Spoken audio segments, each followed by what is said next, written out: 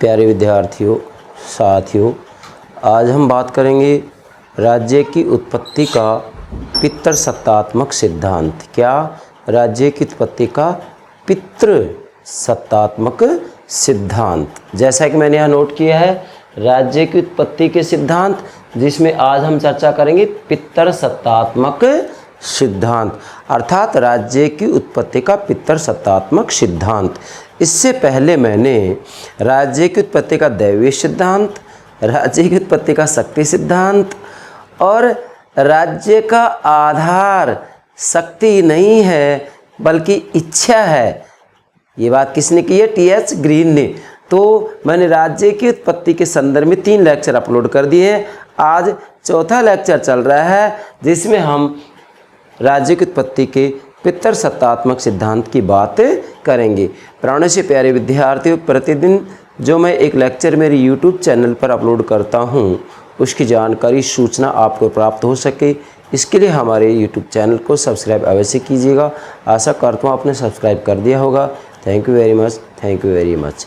प्राणों से प्यारे विद्यार्थियों, मैंने आपको पहले एक बार बताया था कि मैं राजनीति विज्ञान का संपूर्ण पाठ्यक्रम सिलेबस मेरे YouTube चैनल पर मेरे प्राणों से भी प्यारे विद्यार्थियों को उपलब्ध कराऊंगा, जिससे कि उनको इधर उधर भटकने की ज़रूरत ना हो। और इसी के साथ में उन विद्यार्थियों के लिए बहुत अच्छा होगा जो विद्यार्थी वास्तविक रूप में बहुत ही गरीब परिवार से हैं और वो ऐप खरीदने में असमर्थ हैं। भाई, मैंने आपको पहले बताया था कि मैं जो भी ये लेक्चर अपलोड कर रहा हूँ, ये हमेशा के लिए आपके लिए फ्री में ही रखूँगा। मैं इसके लिए किसी भी रूप में कोई ऐप, किसी भी रूप में कोई चार्ज आपसे वसूल नहीं करूँगा। क्यों? क्योंकि मेरा मूल लक्ष्य है कि सभी विद्यार्थियों को राजनीति विज्ञान की संपूर्ण जानकारी गंभीरता से, गहराई से, बेहतर तरीके से राजनीति की एक एक परत को हटाकर समझाते हुए मैं मेरे विद्यार्थियों के सामने प्रस्तुत कर सकूं, ये मेरा लक्ष्य है। तो मुझे उम्मीद है कि सभी विद्यार्थी हमारे चैनल से किसी न किसी रूप में लाभ उठाएंगे, फ़ायदा लेंगे, उनका हित होगा। सभी प्रकार की प्रतियोगिता परीक्षाओं में उनको किसी न किसी रूप में फ़ायदा ज़रूर होगा। जैसे कि साथ में स्नातक स्तर और स्नातकोत्तर स्तर के विद्यार्थियों को भी हमारे चैनल से निश्चित रूप में फ़ायदा होगा। तो प्राणों से प्यारे विद्यार्थियों, ये मेरा जो चैनल है फ्री में है, हमेशा के लिए फ्री में ही रहेगा। और मैं इतनी मेहनत करूँगा कि आप एक बार तुलना करके देखिएगा कि एक तरफ आप जो पेड कोर्स ले रहे हैं, जिसके अंतर्गत मैंने देखा है, सुना भी है बच्चों से कि 20-20 हज़ार, 25-25 हज़ार का कोर्स ले लेते हैं। बेटा, आप उसको भी देखिएगा और उसके बाद में हम फ्री में जो पढ़ा रहे हैं इसको भी समझिएगा, उसके बाद में तुलना करें, आपको जो अच्छा लगे वो करिएगा। परंतु मैं इतना ज़रूर कहूँगा कि जो विद्यार्थी गरीब परिवार से हैं वो बिना मतलब पैसे बर्बाद ना करें। मैं मेरे YouTube चैनल पर आपको संपूर्ण पाठ्यक्रम समझाने का प्रयास करूँगा। यस बेटा, ओके। चलिए, राज्य की उत्पत्ति के सिद्धांत, जिसमें आज हम तीसरे सिद्धांत की चर्चा कर रहे हैं, पितृसत्तात्मक सिद्धांत। बेटा, इसका सीधा सा तात्पर्य है क्या कि सबसे पहले तो ये ध्यान दें कि पितृसत्तात्मक सिद्धांत के जो मुख्य समर्थक विद्वान थे वो थे सर हेनरी मेन। क्या कहा है मैंने? Sir Henry main. और सर हेनरी मेन ने कहा है कि जो राज्य है वो परिवार का ही विराट रूप है। अर्थात सर हेनरी मेन ने कहा है कि वास्तविक रूप में, जैसा कि मैंने यहाँ पर नोट भी किया है, कि राज्य परिवार का ही बड़ा रूप है और परिवार ने जाति का रूप धारण किया, जाति ने कबीले का रूप धारण किया और कबीले से जो है राज्य अस्तित्व में आया। तो सर हेनरी मेन मुख्यतः ये बात कह रहे हैं, क्या बात कह रहे हैं? कि राज्य परिवार का ही विराट रूप है। मतलब वास्तविक रूप में सर हेनरी मेन का कहना है कि राज्य परिवार का ही विराट रूप है और परिवार के अंतर्गत वास्तविक रूप में जो पुरुष होता है जो परिवार का सबसे बुजुर्ग व्यक्ति होता है वो परिवार का मुखिया होता है, और वो परिवार का मुखिया होने के नाते उसके आदेशों का पालन परिवार के सभी सदस्य करते हैं।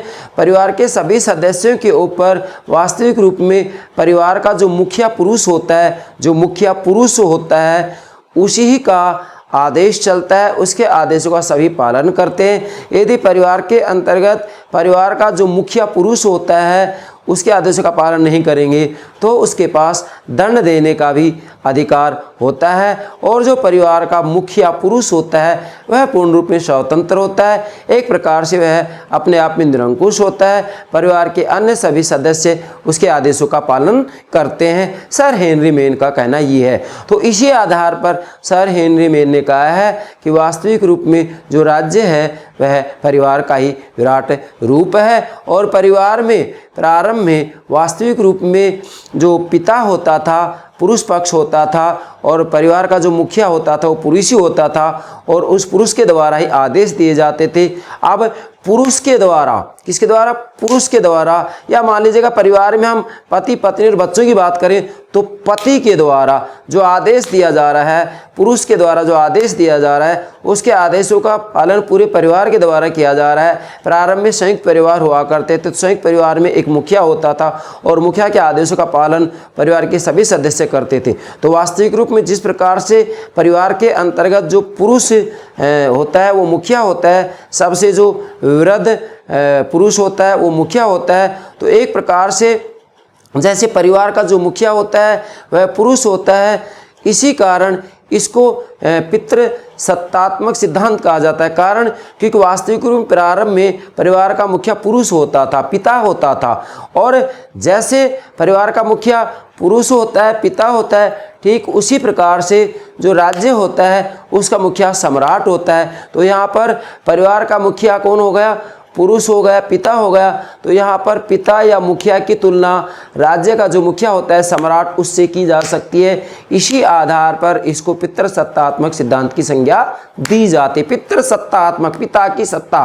तो प्रारंभ में परिवार में पिता की सत्ता हुआ करती थी, पुरुष की सत्ता हुआ करती थी, और इसी के आधार पर कहा गया कि जैसे परिवार में पिता की सत्ता होती है वैसे ही राज्य में सम्राट की सत्ता होती है। सम्राट के आदेशों का पालन, राजा के आदेशों का पालन संपूर्ण देश करता है, राज्य करता है। ठीक उसी प्रकार से जो परिवार होता है, परिवार में भी पिता के आदेशों का पालन सभी सदस्यों को करना पड़ता है, मुखिया के आदेशों का पालन सभी सदस्यों को करना पड़ता है। वैसे ये जो संयुक्त परिवार होता है, संयुक्त परिवार में ये बात बहुत अच्छे से हमें दिखाई देती है, परंतु आज धीरे धीरे हम देखते हैं कि संयुक्त परिवारों का विघटन होता जा रहा है और एकाकी परिवार अस्तित्व में आते जा रहे हैं। ठीक है बेटा, तो ये समाज शास्त्र के क्षेत्र में आता है। वैसे अब मैंने यहाँ नोट किया है ये डायग्राम, पितृसत्तात्मक सिद्धांत, मतलब राज्य की उत्पत्ति का पितृसत्तात्मक सिद्धांत। देखिएगा बेटा, यहाँ एक विद्वान है, मैंने यहाँ शॉर्ट में लिखा sir Henry Maine. Sir Henry Maine पितृसत्तात्मक सिद्धांत की व्याख्या करते हुए कह रहे हैं, क्या कह रहे हैं? आप केवल यदि इतना भी याद रख लेंगे तो ये पूरा सिद्धांत समझ में आ जाएगा। सर हेनरी मेन कह रहे हैं कि राज्य परिवार का ही बड़ा रूप है। बेटा वैसे देखते हैं तो ये बात राजनीति विज्ञान के जनक अरस्तु ने भी कही थी कि राज्य परिवार का ही विराट रूप है, और अरस्तु से पहले अरस्तु के जो गुरु थे प्लेटो ने इसको दूसरे रूप में कहा था। क्या कहा था?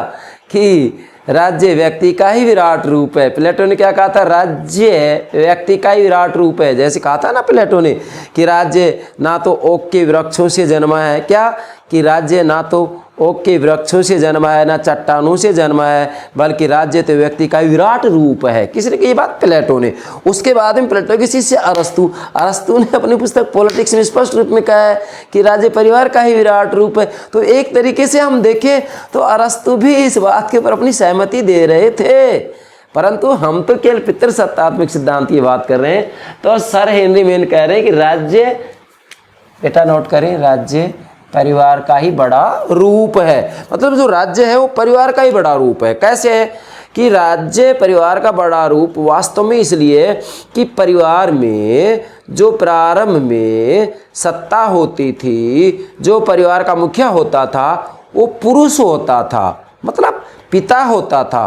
परिवार का सबसे वृद्ध व्यक्ति होता था और उसके आदेशों का पालन पूरे परिवार को करना पड़ता था। तो जिस प्रकार से परिवार में जो मुखिया होता था उसके आदेशों का पालन सभी को करना पड़ता है, उसी प्रकार से राज्य में भी मुखिया कौन होता था? राजा या सम्राट। तो इसी कारण इसे कह दिया जाता है कि वास्तविक रूप में राज्य परिवार का ही बड़ा रूप है। ठीक है बेटा। फिर कह रहे हैं सर हेनरी मेन कि परिवार ने जाति का रूप धारण किया। बेटा आप ध्यान दें, परिवार ने जाति का रूप धारण किया, जाति ने समुदाय या कबीले का रूप धारण किया, और समुदाय या कबीले ने समाज का रूप धारण किया, और समाज ने राज्य का रूप धारण किया। मतलब समाज का जो संगठित रूप होता है वह ही राज्य कहलाता है। बेटा फिर से समझाऊंगा ये बात। क्या कह रहे हैं? पूरा नाम लिखेंगे यहाँ, सर हेनरी मेन। मुख्य समर्थक इस सिद्धांत के कौन है? Sir Henry main. बेटा आप धीरे से समझिएगा इसको, जब तक नहीं समझेंगे हम आगे नहीं बढ़ेंगे। सर हेनरी मेन क्या कह रहे हैं बेटा जितेंद्र? ठीक है, सर हेनरी मेन कह रहे हैं कि राज्य यस परिवार का ही बड़ा रूप है। अरस्तु ने भी ये बात कही थी, क्या? कि राज्य परिवार का ही विराट रूप है। जैसे अरस्तु ने अपनी पुस्तक पॉलिटिक्स में कहा है, क्या कहा है? कि परिवार से ग्राम, ग्राम से नगर, राज्य अस्तित्व में आए हैं। यही बात कही थी ना? यस। तो सर हेनरी मेन कहने कि राज्य परिवार का ही बड़ा रूप है। फिर अब परिवार से राज्य अस्तित्व में कैसे आता है इस बात को समझा रहे हैं। क्या? कि परिवार ने जाति का रूप धारण किया। क्या? कि परिवार ने फिर एक जाति का रूप धारण कर लिया, और फिर जाति ने समुदाय या कबीले का रूप धारण कर लिया। कबीले का मुखिया सरदार होता है। जाति ने समुदाय या कबीले का रूप धारण कर लिया, और समुदाय या कबीले ने समाज का रूप धारण कर लिया, और समाज ने राज्य का रूप धारण कर लिया। मतलब जब समाज का रूप संगठित हो जाता है तो फिर वो राज्य कहलाता है। तो बेटे आप देखेंगे यहाँ वास्तविक रूप में जो ये राज्य है वो परिवार का ही विराट रूप है। मतलब इन रूपों में परिवर्तित होते हुए परिवार राज्य का रूप धारण कर लेता है। इसी कारण इसको क्या कहा गया है? पितृसत्तात्मक सिद्धांत। क्यों? क्योंकि परिवार का मुखिया पुरुष होता है, पिता होता है, परिवार का सबसे वृद्ध पुरुष होता है। ठीक इसी प्रकार से राज्य का भी अपना मुखिया होता है जिसको कि सम्राट राजा कहा जाता है। आज ठीक है लोकतंत्रीय शासन प्रणालियाँ हैं तो आज हम उनको जो है प्रधानमंत्री, राष्ट्रपति कह सकते हैं। संसदात्मक शासन प्रणाली है तो कार्यपालिका के दो प्रधान होते हैं, एक राज्याध्यक्ष, दूसरा शासनाध्यक्ष या सरकार का अध्यक्ष। जैसे भारत में राज्याध्यक्ष राष्ट्रपति है, शासनाध्यक्ष प्रधानमंत्री है। अमेरिका की बात करेंगे तो अमेरिका में अध्यक्षात्मक शासन प्रणाली है, और अध्यक्षात्मक शासन प्रणाली में एक ही प्रधान होता है, वही राज्याध्यक्ष होता है, वही शासनाध्यक्ष होता है। तो अमेरिका में केवल राष्ट्रपति का ही पद है, प्रधानमंत्री का पद नहीं है। यस बेटा, अगर आप इन दोनों प्रणालियों को संसदात्मक और अध्यक्षात्मक को ठीक से समझना चाहते हैं तो मैंने इन सब के ऊपर लेक्चर अपलोड कर दिए, आप प्ले लिस्ट में देखेंगे पॉलिटिकल थ्योरी में। बेटा आगे बढ़ते हैं। फिर मैंने लिखा है कि पिता परिवार का शासक, परिवार में पिता का स्थान सम्राट से मिलता जुलता है। बेटा नोट करेंगे अभी क्या? कि पिता परिवार का शासक होता है। मतलब परिवार का जो शासक होता है वो परिवार का जो सबसे वृद्ध व्यक्ति होता है, उम्र में सबसे ज़्यादा होता है, वही होता है शासक परिवार का। अर्थात दूसरे रूप में कह सकते हैं कि पुरुष जो सबसे ज़्यादा उम्र का होता है वो परिवार का मुखिया होता है, और मुखिया ही शासक कहलाता है। इसलिए मैंने बेटा यहाँ लिखा कि पिता, माता नहीं, पिता। माता यदि लिख दिया जाएगा तो मातृ सत्तात्मक हो जाएगा।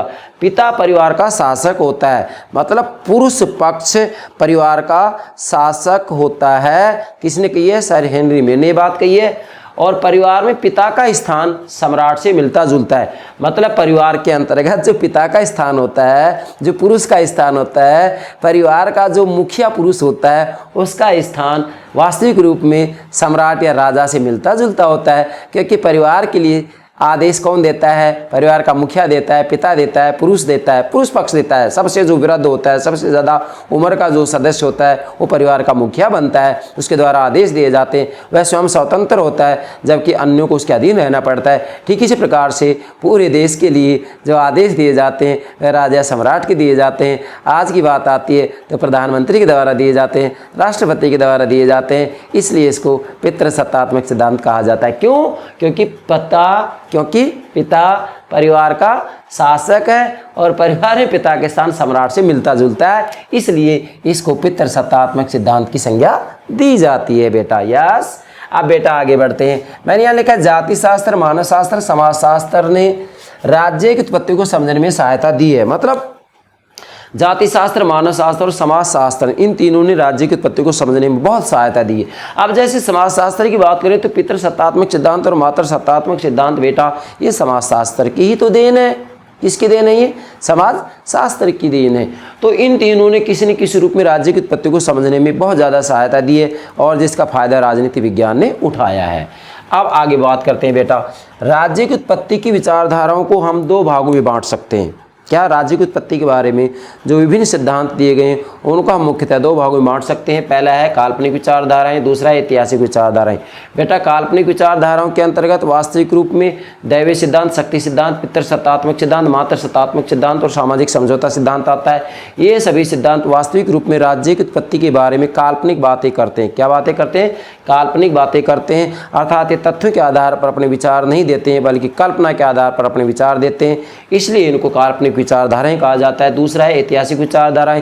यहाँ पर राज्य की उत्पत्ति के बारे में जो विचार दिए जाते हैं वो तथ्यों के आधार पर दिए जाते हैं, ना कि कल्पना के आधार पर। किसके आधार पर दिए जाते हैं? तथ्यों के आधार पर दिए जाते हैं। और इसके अंतर्गत राज्य की उत्पत्ति का ऐतिहासिक या विकासवादी सिद्धांत आता है और मार्क्सवादी सिद्धांत आता है। इन सब के ऊपर मैं अलग से लेक्चर अपलोड करूंगा। अभी फिलहाल तो मैंने आपको दैवीय सिद्धांत समझा दिया है, शक्ति सिद्धांत समझा दिया है। आज हमारा चल रहा है पितृसत्तात्मक सिद्धांत। अब बेटा मैंने यहाँ नोट किया है 4 नंबर। 4 नंबर का मतलब ये है कि राज्य की उत्पत्ति के संदर्भ में जो सिद्धांत चल रहे हैं उसके अंतर्गत मैं चौथा लेक्चर अपलोड कर रहा हूँ ये। ठीक है। सिद्धांत तीसरा चल रहा है पितृसत्तात्मक, लेकिन बीच में हमने यहाँ जो शक्ति सिद्धांत है इससे आगे टी.एच. ग्रीन ने कहा था कि भाई जो राज्य है, राज्य का आधार शक्ति नहीं है बल्कि इच्छा है। इसके ऊपर भी मैंने अलग से लेक्चर अपलोड कर दिया था।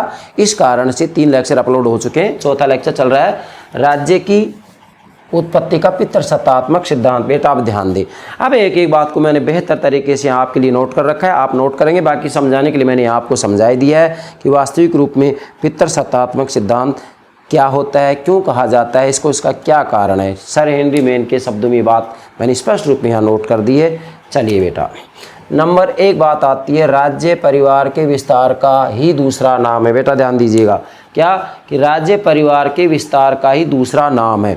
मतलब पितृसत्तात्मक सिद्धांत का स्पष्ट रूप में कहना है कि राज्य परिवार के विस्तार का ही दूसरा नाम है। आपने यहाँ पर देखा भी है कि परिवार ने जाति का रूप धारण किया, जाति ने समुदाय या कबीले का रूप धारण किया, समुदाय या कबीले ने समाज का रूप धारण किया और समाज ने राज्य का रूप धारण कर लिया। मतलब समाज का संगठित रूप ही राज्य होता है। तो स्पष्ट है यहाँ पर क्या कि राज्य परिवार के विस्तार का ही दूसरा नाम है। मतलब ये परिवार के ही विस्तार हुआ है, परिवार का ही विस्तार हुआ है। लास्ट में लिखा ना राज्य का रूप धारण किया है।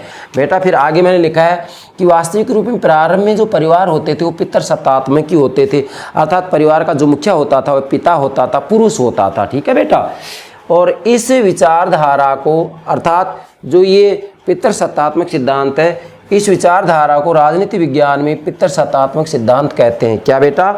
जो ये प्रारंभ में कहा गया ना कि प्रारंभ में परिवार पितृसत्तात्मक हुआ करते थे, और जब प्रारंभ में परिवार पितृसत्तात्मक हुआ करते थे तो इसी विचारधारा के बारे में कह दिया गया क्या कि राजनीति विज्ञान में इसको पितृसत्तात्मक सिद्धांत कह दिया गया कि प्रारंभ में परिवार पितृसत्तात्मक हुआ करते थे। तो इस आधार पर ये कह दिया गया कि भाई जो राज्य है वह राज्य भी परिवार का ही व्यापक रूप है। परिवार का व्यापक रूप होने के कारण चूँकि परिवार का मुखिया पिता पुरुष पक्ष हुआ करता था, तो इस कारण इसका नाम जो है पितृसत्तात्मक सिद्धांत दे दिया गया। क्योंकि प्रारंभ में परिवार का मुखिया पिता होता था, पुरुष होता था और परिवार का ही विराट रूप राज्य है, इसलिए इसको मतलब पितृसत्तात्मक सिद्धांत की संज्ञा दे दी गई। बेटा दूसरी बात आती है ऐसे परिवारों ने बड़े बड़े कुलों का रूप धारण किया। कुल कबीलों में बदल गए और इस प्रकार राज्य रूपी संगठन का विकास हुआ। बेटा ध्यान देंगे यहाँ क्या कि ऐसे परिवारों ने, मतलब जो ये परिवार है प्रारंभ में, ऐसे परिवारों ने बड़े बड़े कुलों का रूप धारण किया और कुल ने फिर कबीले में रूप परिवर्तित किया। क्या? कुल ने फिर कबीले में बदल गए और कबीले का मुखिया सरदार होता है। ये तो डेफिनेटली जो सरदार होता है वो एक प्रकार से राजा, शासक, प्रधानमंत्री की भूमिका तो निभाता है। तो कुल कबीले में बदल गए और इस प्रकार राज्य रूपी संगठन का विकास हुआ। तो डेफिनेटली इस आधार पर ये कहा जा सकता है कि जो राज्य है वो परिवार का ही विराट रूप है और परिवार में पिता का, पुरुष पक्ष का शासन होता है। ठीक इसी प्रकार से आगे चल करके जब उस परिवार ने ही जो है राज्य का रूप धारण किया है या जो राज्य परिवार का ही विराट रूप है, तो इसी कारण चूंकि परिवार में पिता की सत्ता होती है, इस कारण इसको पितृसत्तात्मक सिद्धांत कह दिया जाता है। बेटा अगली बात लेते हैं, पितृसत्तात्मक सिद्धांत के समर्थक, मतलब इस सिद्धांत के मुख्य समर्थक कौन है बेटा? तो ध्यान देंगे, इस सिद्धांत के मुख्य समर्थक है सर हेनरी मेन। कौन है? Sir Henry main. मैंने यहाँ पर जो ये संकेत दिया है बेटा, इधर ये संकेत है, इधर ये संकेत, इसका मतलब ये है कि पितृसत्तात्मक सिद्धांत के मुख्य समर्थक सर हेनरी मेन है। क्यों है सर हेनरी मेन? क्योंकि सर हेनरी मेन ने स्पष्ट रूप में कहा है, यहाँ पर ये बात आप नोट करेंगे यहाँ पर, कि राज्य परिवार का ही विराट रूप है और परिवार ने जाति का रूप धारण किया, जाति ने समुदाय का, समुदाय मतलब कबीले का, जाति ने समुदाय का रूप धारण किया, समुदाय मतलब कबीला, समुदाय ने समाज का रूप धारण किया और समाज ने राज्य का रूप धारण किया, मतलब समाज का संगठित रूप ही राज्य कहलाता है। ये बात सर हेनरी मेन कह रहे हैं। और फिर उन्होंने कहा कि पिता परिवार का शासक होता है और परिवार में पिता का स्थान सम्राट से मिलता जुलता है, मतलब राज्य का जो शासक होता है राजा सम्राट होता है। तो ये वास्तविक रूप में परिवार का जो मुखिया होता है, पिता होता है, पुरुष होता है, उसके बराबर है, उसके एक प्रकार से हम ये कह सकते हैं कि उससे मिलता जुलता है। क्यों? क्योंकि परिवार का जो मुखिया पिता होता है उसके द्वारा आदेश दिए जाते हैं अपने परिवार के लिए। ठीक इसी प्रकार से राजा सम्राट के द्वारा अपने राज्य को, अपने देशवासियों को आदेश दिए जाते हैं, इसलिए इससे मिलता जुलता है। ठीक है, तो ये बात सर हेनरी मेन ने कही है, ये बात यहाँ पर आप नोट करेंगे बेटा। ठीक है बेटा, इसके बाद में सर हेनरी मेन की एक पुस्तक है एंशिएंट लॉ।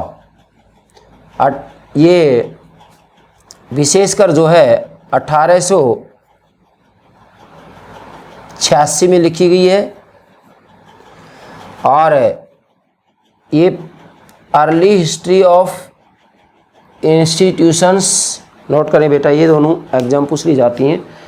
एंशिएंट लॉ पहली पुस्तक है, दूसरी यानी कि सबसे महत्वपूर्ण अर्ली हिस्ट्री ऑफ इंस्टीट्यूशंस 1875 में लिखी है।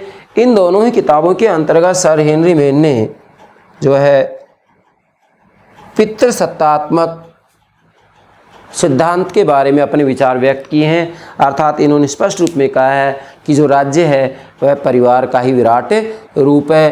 परिवार में प्रारंभ में पुरुष पक्ष या पिता की सत्ता होती थी, पिता मुखिया होता था और जो राज्य है वो परिवार का ही विराट रूप है। इसलिए प्रारंभ में जब परिवार में पिता की, पुरुष की सत्ता होती थी तो उस परिवार का विराट रूपी जो है राज्य है, तो इस कारण इसको जो है पितृसत्तात्मक सिद्धांत की संज्ञा दी जाती है। अर्थात पिता की सत्ता होती थी प्रारंभ में परिवार के अंतर्गत मुखिया। आज भी आप देख सकते हैं हमारे भारतवर्ष के अंतर्गत ज़्यादातर परिवारों में पिता की ही सत्ता होती है, पिता ही मुखिया होता है, महिलाएं या माताएं मुखिया नहीं होती। हाँ, अब थोड़ा थोड़ा हम कह सकते हैं कि परिस्थितियाँ बदलती जा रही हैं, लेकिन फिर भी हम ये कहेंगे कि पुरुष प्रधान समाज ये हमारे भारत में अभी भी।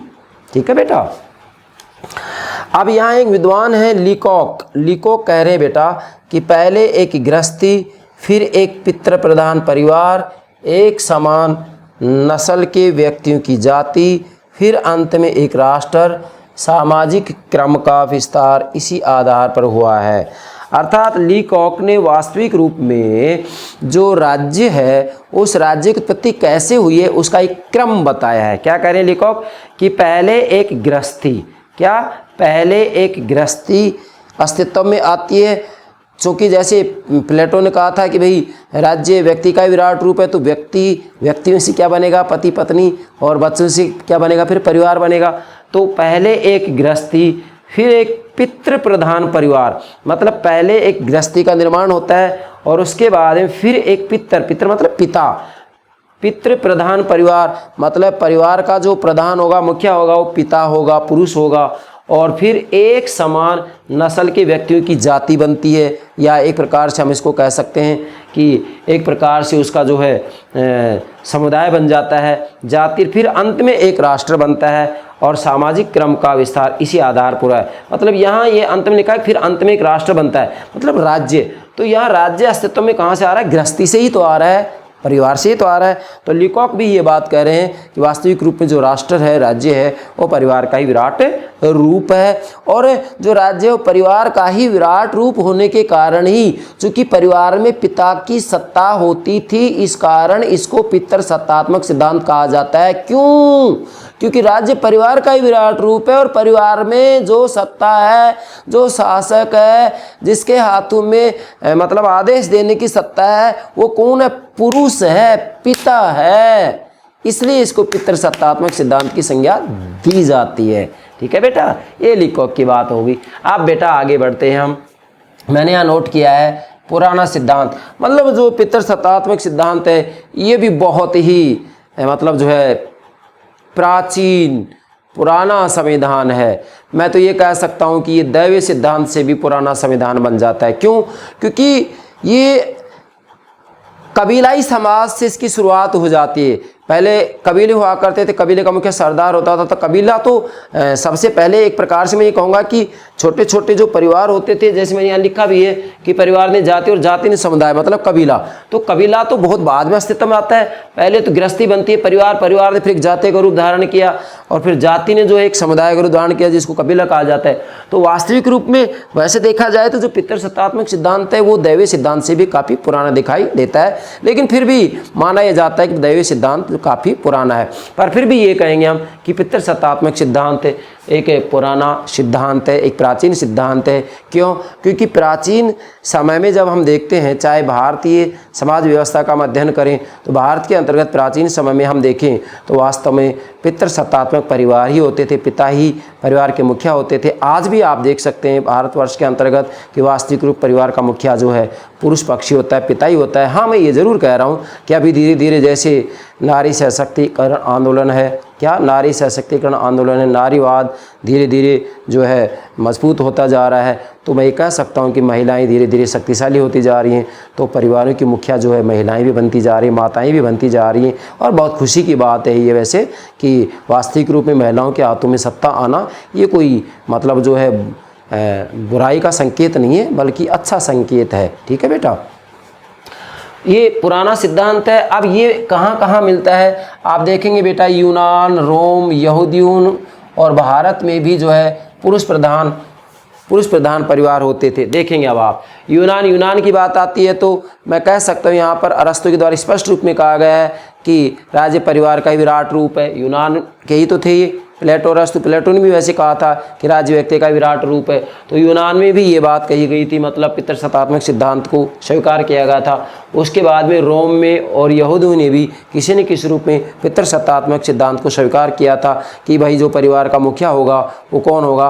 पिता। और वास्तव में उस समय परिवार के मुखिया पिता ही हुआ करते थे। और इसके बाद में भारत की बात करते तो भारत में भी पुरुष प्रधान परिवार ही होते थे। आज भी हम देखते हैं भारत के अंतर्गत ज़्यादातर पुरुष प्रधान परिवार ही है, अर्थात परिवार का जो मुखिया होता है वह पुरुष ही होता है। तो इस आधार पर ये कहा जा सकता है कि जो ये राज्य की उत्पत्ति का पितृसत्तात्मक सिद्धांत है वह काफ़ी पुराना सिद्धांत है, प्राचीन सिद्धांत है।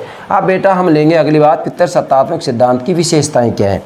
अब ये सारी बातें समझने के बाद में विशेषताएँ कहीं बाहर से नहीं आएंगी, आलोचना कहीं बाहर से नहीं लाना है हमें।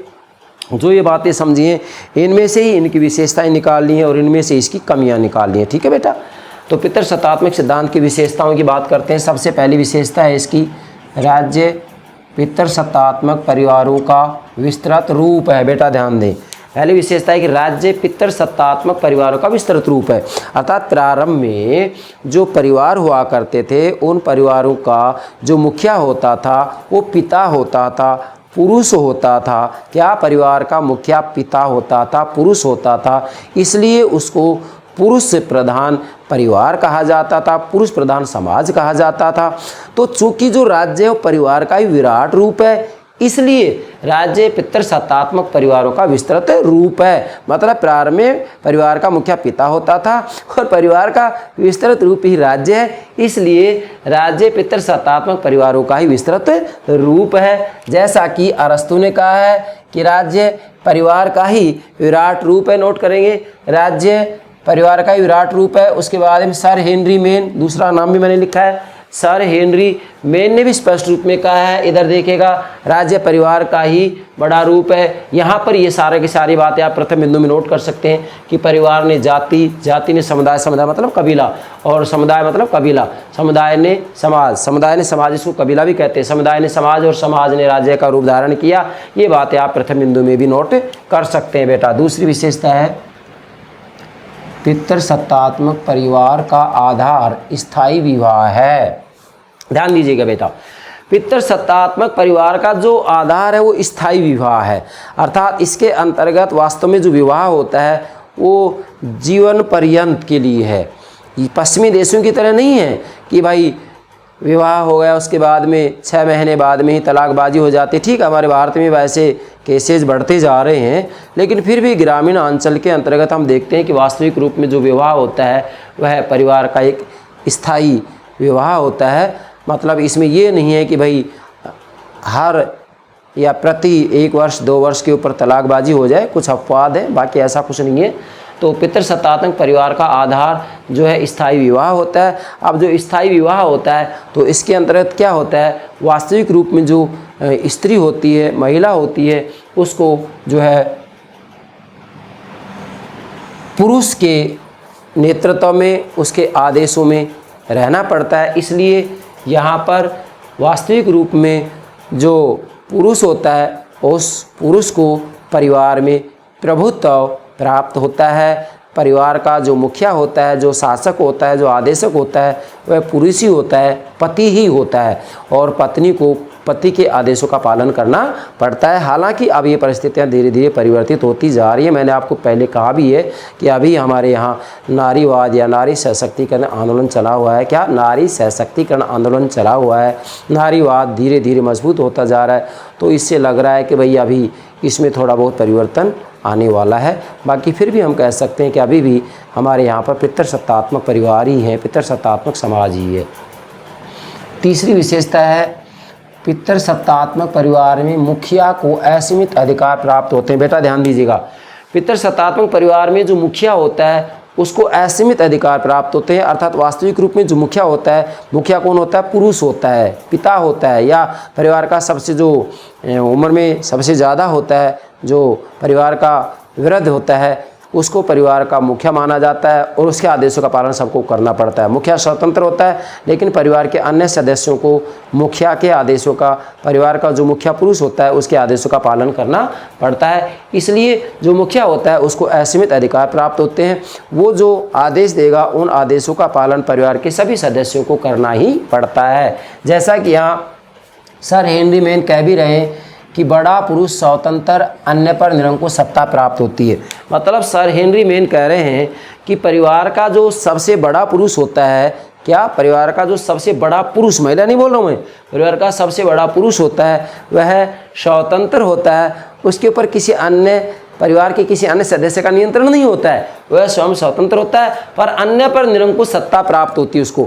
मतलब जो परिवार का बड़ा पुरुष होता है वह स्वयं तो स्वतंत्र होता है, लेकिन परिवार के जो अन्य सदस्य होते हैं उन अन्य सदस्यों के ऊपर उसको निरंकुश सत्ता प्राप्त होती है। परिवार के सभी सदस्यों को जो परिवार का मुखिया होता है, क्या जो परिवार का बड़ा पुरुष होता है, उसके आदेशों का पालन करना पड़ता है। तो इससे भी ये बात स्पष्ट हो रही है कि पितृसत्तात्मक परिवार में मुखिया को असीमित अधिकार प्राप्त होते हैं। बेटा चौथा है पितृसत्तात्मक परिवार वंशानुगत होता है। बेटा ध्यान दीजिएगा, वास्तविक रूप में जो पितृसत्तात्मक परिवार होते हैं वो वंशानुगत होते हैं। इसका क्या मतलब है कि मान लीजिएगा परिवार का जो मुखिया है वो बड़ा पुरुष है, और परिवार का जो मुखिया बड़ा पुरुष है उसकी मृत्यु हो जाती है, तो उसके बाद में मृत्यु होने पर उसके बड़े पुत्र को ही परिवार का मुखिया माना जाएगा। तो इसके अंतर्गत एक प्रकार से ये वंशानुगत हो गया कि भाई अगर बड़ा पुरुष है उसकी मृत्यु हो जाती है तो फिर उसके बाद में जो उसका बड़ा पुत्र है उसको मुखिया बनाया जाएगा, उसकी भी मृत्यु हो जाती है तो उसके बाद में उससे जो बड़ा है, परिवार में जो सबसे बड़ा है उसको मुखिया बनाया जाएगा। तो ये सुनिश्चितता है, निश्चितता है, इसी को कहते हैं वंशानुगत।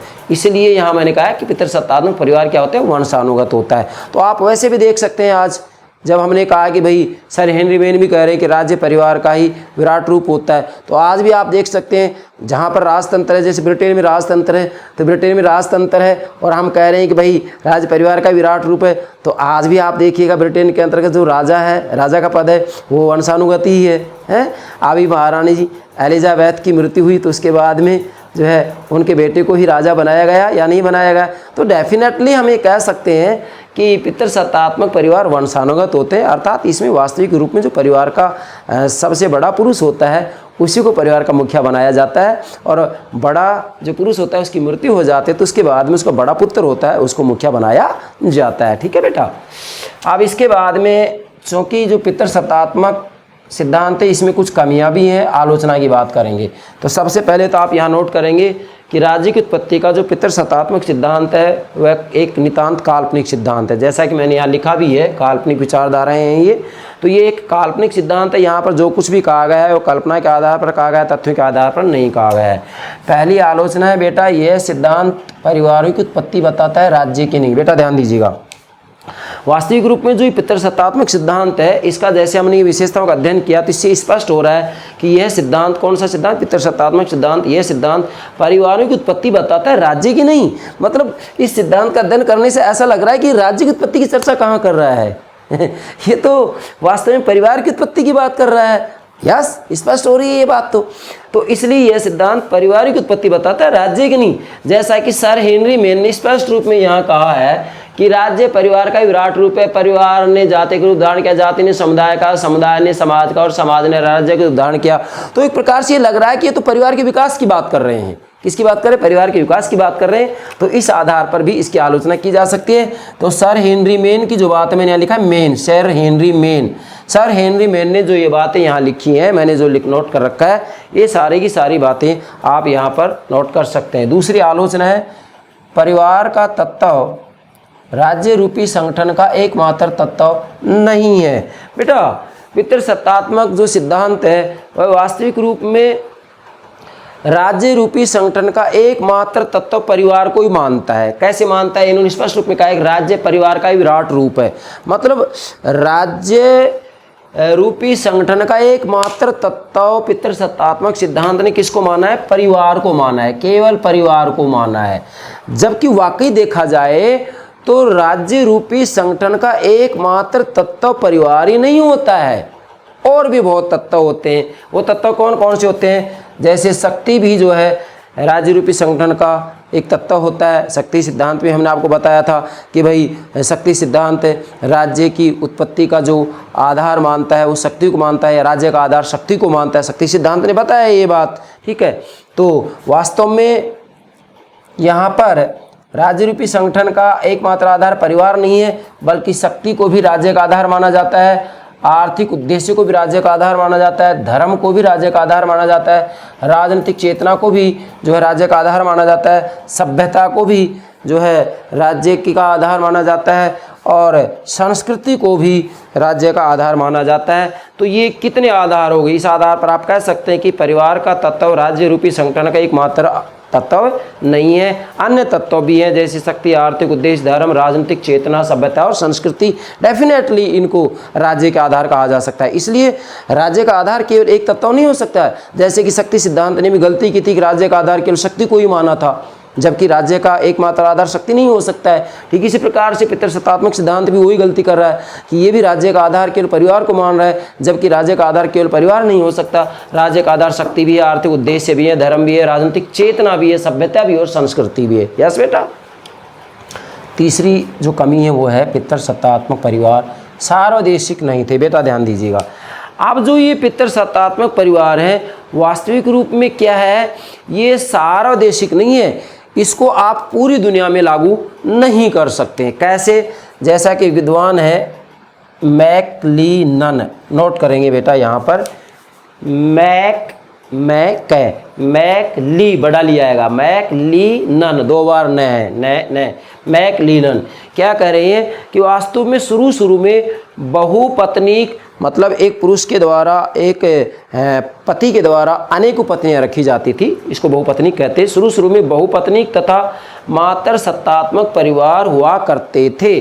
मतलब मैकलिनन का कहना है कि वाकई यदि स्पष्ट रूप में देखा जाए तो प्रारंभ में बहुपत्नीक तथा मातर सत्तात्मक परिवार हुआ करते थे। अर्थात प्रारंभ में एक जो पुरुष होता था उसके अनेकों पत्नियां होती थी और वास्तविक रूप में वहाँ पर जो है पत्नी होती थी। पत्नी की ही परिवार में जो है इच्छा चलती थी, पत्नी ही परिवार की मुखिया हुआ करती थी, पत्नी ही परिवार में आदेश दिया करती थी। मैकलिनन कह रहे हैं ये बात। फिर बाद में एक पत्नीक और पितृसत्तात्मक परिवार अस्तित्व में आए। मतलब मैकलिनन का कहना है कि बहुत बाद में एक पत्नी मतलब कि एक पुरुष के द्वारा केवल एक ही पत्नी रखी जाए, एक ही विवाह किया जाए, तो बाद में एक पत्नीक और पितृसत्तात्मक परिवार अस्तित्व में आए। अर्थात उसके बाद में एक पत्नी रखी जाए पुरुष के द्वारा और वहाँ पर जो है परिवार का मुखिया पुरुष हो, मतलब जो परिवार का शासक होगा, मुखिया होगा, आदेशक होगा, वो कौन होगा? पिता या पति होगा, पिता, पति या बड़ा पुरुष होगा। तो यहाँ पर जाकर के कहीं जो है पितृसत्तात्मक परिवार अस्तित्व में आते हैं। तो पितृसत्तात्मक परिवार सार्वदेशिक नहीं थे। मतलब पूरी दुनिया का यदि हम अध्ययन करते हैं तो कुछ देश ऐसे जहाँ पर वास्तविक रूप में शुरू में क्या थे? मातृसत्तात्मक परिवार थे और बहुत समय बाद में जो है पितृसत्तात्मक परिवार अस्तित्व में आए हैं। ठीक है बेटा, तो इस आधार पर भी इसकी आलोचना की जाती है। और चौथा है परिवार सामाजिक संगठन की प्राथमिक इकाई नहीं। बेटा ध्यान दीजिएगा, अब आलोचक यहाँ कह रहे हैं कि भाई जो ये पितृसत्तात्मक सिद्धांत है वो परिवार को सामाजिक संगठन की प्राथमिक इकाई मानता है, जबकि आलोचक कह रहे हैं कि परिवार सामाजिक संगठन की प्राथमिक इकाई नहीं थी। क्या? परिवार सामाजिक संगठन की प्राथमिक इकाई नहीं थी। इन आलोचकों का कहना है कि वास्तविक रूप में समाज की सामाजिक संगठन की जो प्राथमिक इकाई थी वह तो वास्तविक रूप में एक जाति या कबीला हुआ करती थी। प्रारंभ में कबीला अस्तित्व में आया है, इन लोगों का कहना है। बाकी वैसे यदि समाजशास्त्र की बात की जाए तो स्पष्ट रूप में कहा जा सकता है कि बच्चे की प्रथम पाठशाला तो परिवार ही होती है। कौन होती है? परिवार ही होती है। परंतु चूंकि आलोचक ये बात कह रहे हैं तो हमको तो समझ नहीं है ये बात। क्या? परिवार सामाजिक संगठन की प्राथमिक इकाई नहीं थी। कैसे बेटा? यहाँ जो मातृसत्तात्मक सिद्धांत है, ये 2 सिद्धांत चलते राज्य की उत्पत्ति के बारे में। एक तो पितृसत्तात्मक सिद्धांत, दूसरा मातृसत्तात्मक सिद्धांत।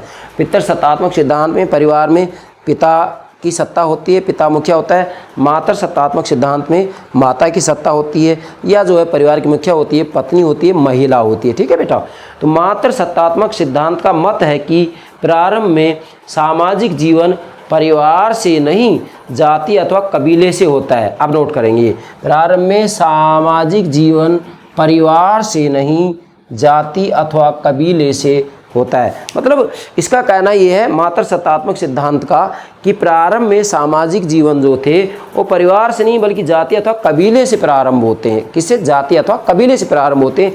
इसलिए ये परिवार को सामाजिक संगठन की प्राथमिक इकाई नहीं मानता है। कौन? ये जो मातृसत्तात्मक सिद्धांत है। मातृसत्तात्मक सिद्धांत नहीं, इसकी आलोचना की है कि वास्तविक रूप में देखा जाए तो परिवार सामाजिक संगठन की प्राथमिक इकाई थी ही नहीं। ये तो कबीले को मानते हैं इसकी प्राथमिक इकाई, मातृसत्तात्मक सिद्धांत। ठीक है, जिसकी चर्चा हम पितृसत्तात्मक सिद्धांत के बाद में करें। अगला लेक्चर हमारा मातृसत्तात्मक सिद्धांत पर ही होगा बेटा।